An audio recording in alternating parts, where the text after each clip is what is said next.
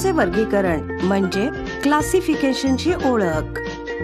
Hello मित्रांनो, मी आहे पोपट. तुमचे या धड्यात स्वागत आहे. चला पाहूया तुम्ही या धड्यात काय शिकणार आहात. वस्तूंची वैशिष्ट्ये म्हणजे कॅरेक्टरिस्टिक काय असतात आणि वैशिष्ट्यांच्या आधारावर वस्तूंचे वेगवेगळे समूह म्हणजे ग्रुप कसे तयार केले जातात. चला छोटूच्या घरी जाऊया. छोटू आता पहिल्या इयत्तेत आला आहे. त्याची आई नवीन पुस्तके आणि खेळणी कपाटात ठेवायला छोटूला मदत करत आहे. छोटू, चल तुझी दोन्ही पुस्तके त्यांच्या आकाराच्या प्रमाणे तुझ्या कपाटात ठेव. म्हणजे सगळ्यात खाली मोठे पुस्तक ठेव आणि त्याच्यावर छोटे पुस्तक ठेव. काय तू मला मदत करू शकतेस? हो निश्चित. काय तू मला सांगू शकतोस की या दोन्ही पुस्तकातील मोठे पुस्तक कोणते आहे आणि छोटे पुस्तक कोणते आहे? हो, हे मोठे पुस्तक आहे आणि हे छोटे पुस्तक आहे. खूप छान छोटू. चल आता या खेळण्यांना पाहूया. या सगळ्या खेळण्यांची आकृती वेगळी आहे. काही चेंडू सारखे गोल आहेत आणि काही तुझ्या पुस्तकासारखी चौकोनी आहेत आणि या सगळ्यांचा रंगही वेगळा आहे. हो आई, पण तू मला हे सगळं का सांगते आहेस?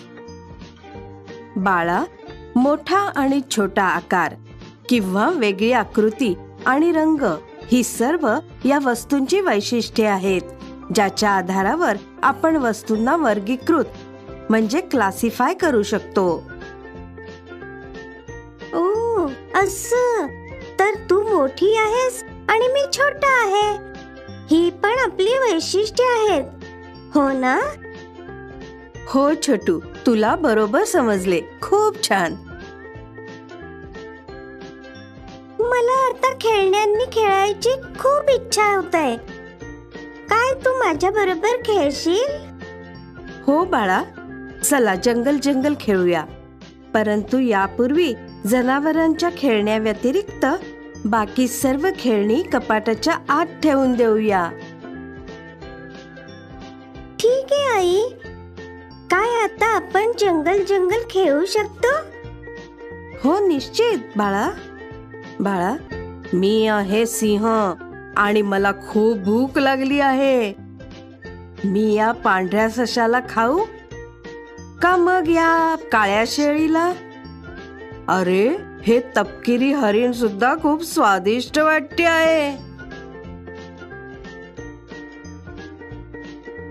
चल छोटू, लवकर सिंहापासून या सर्व प्राण्यांना लपव, ज्यामुळे तो यांना खाऊ शकणार नाही. पण कसे आई? पांढऱ्या सशाला एखाद्या पांढऱ्या वस्तू बरोबर ठेव, ज्याने सिंहाला तो दिसणार नाही. असेच बाकीच्या प्राण्यांना सुद्धा त्यांच्या रंगाच्या वस्तूंमध्ये ठेवून दे. ठीक आहे आई.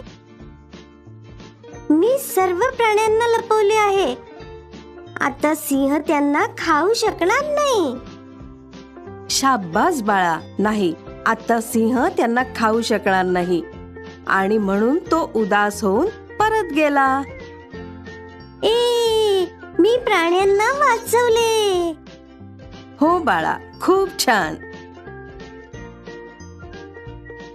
तुम्ही पाहिले की छोटूने कसे प्राण्यांना रंगाच्या आधारावर वर्गीकृत केले आणि त्यांच्या रंगाशी मिळणाऱ्या वस्तूंबरोबर ठेवले.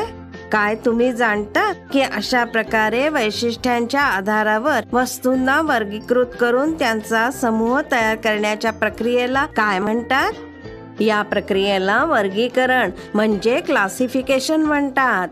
याचा अर्थ आहे की वैशिष्ट्यांच्या आधारावर समान वैशिष्ट्य असलेल्या वस्तूंना वर्गीकृत करून त्यांचा समूह तयार करण्याच्या प्रक्रियेला वर्गीकरण म्हणजे क्लासिफिकेशन म्हणतात.